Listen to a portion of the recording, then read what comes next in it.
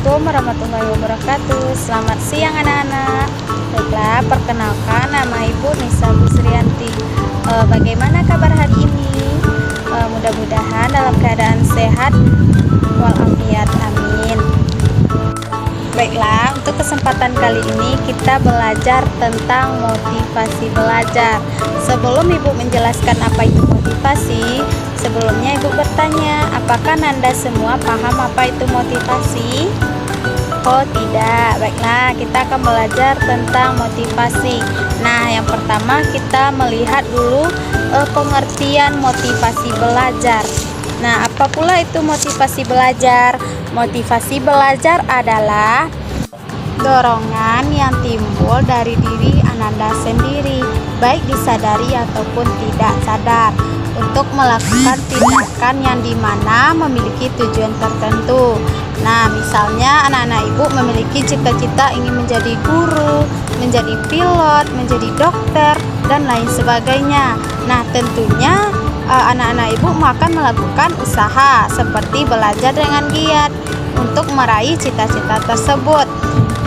Jika kita malas atau bolos sekolah atau sering tidak masuk dalam pembelajaran, maka kita akan banyak tertinggal. Nah, dengan begitu cita-cita yang anak-anak Ibu inginkan tadi sulit untuk dicapai.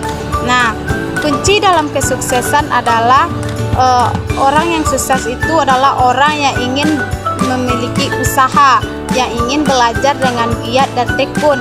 Dengan begitu cita-cita yang apapun cita-cita yang diinginkan akan mudah didapatkan apabila memiliki usaha dan keyakinan untuk meraih cita-cita tersebut. Nah, untuk pembahasan selanjutnya, yaitu karena kita sudah mengetahui apa itu pengertian motivasi belajar, maka kita harus melihat pembahasan selanjutnya, yang dimana kita akan membahas tentang jenis-jenis motivasi. Apakah anak-anak Ibu tahu apa itu jenis-jenis motivasi? Nah, sekarang kita akan membahas tentang jenis-jenis motivasi. Yang pertama yaitu motivasi yang berasal dari diri anak-anak Ibu sendiri. Seperti apa itu, Bu? Misalnya gini, anak-anak Ibu ingin mendapatkan juara kelas, ingin masuk sekolah yang favorit, ingin membanggakan orang tua, dan lain sebagainya. Nah, itu yang dinamakan dengan keinginan dalam diri anak-anak Ibu untuk menjadi yang terbaik.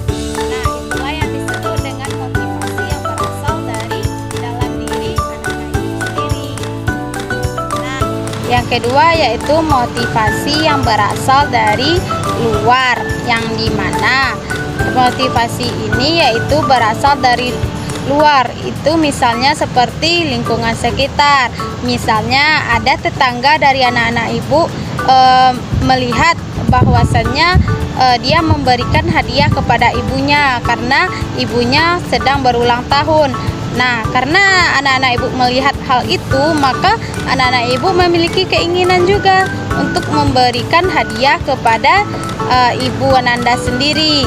Nah, atau contoh lainnya yaitu anak-anak Ibu ingin mendengarkan nasihat dari guru. Misalnya guru memberikan nasihat bahwasannya kita tidak boleh malas, tidak boleh bolos sekolah, tidak boleh menjadi orang yang tidak berguna bagi orang lain atau malah menyusahkan orang tua. Nah, dengan nasihat-nasihat yang diberikan oleh guru tersebut, makalah itulah yang dinamakan dengan motivasi dari luar. Nah, setelah kita mengetahui apa itu jenis-jenis motivasi belajar, nah selanjutnya kita masuk ke poin yang ketiga, yaitu faktor-faktor yang mempengaruhi motivasi belajar. Nah, apa saja faktornya? Yang pertama yaitu faktor individual atau faktor dari Ananda masing-masing. Misalnya faktor kecerdasan yang dimiliki oleh anak-anak Ibu sendiri.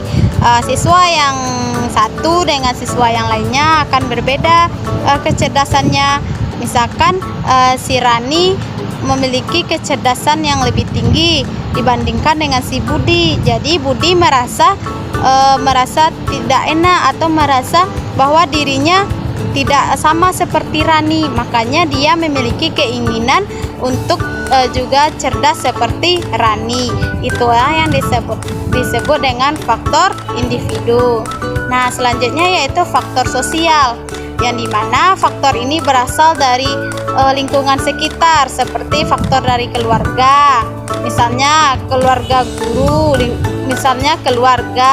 guru, lingkungan, teman, dan lain sebagainya. Itu yang dinamakan dengan faktor sosial. Adanya interaksi kita antara keluarga, ada interaksi dengan guru, lingkungan, maupun teman dari anak-anak sendiri. Nah, adapun faktor lainnya yaitu seperti kita bahas tadi, yaitu cita-cita, yaitu memiliki angan-angan atau keinginan yang ingin dicapai. Nah, ini bersifat individu. Adanya keinginan untuk mencapai cita-cita yang anak-anak ibu inginkan. Misalkan cita-citanya tadi ingin jadi guru, pilot, dokter.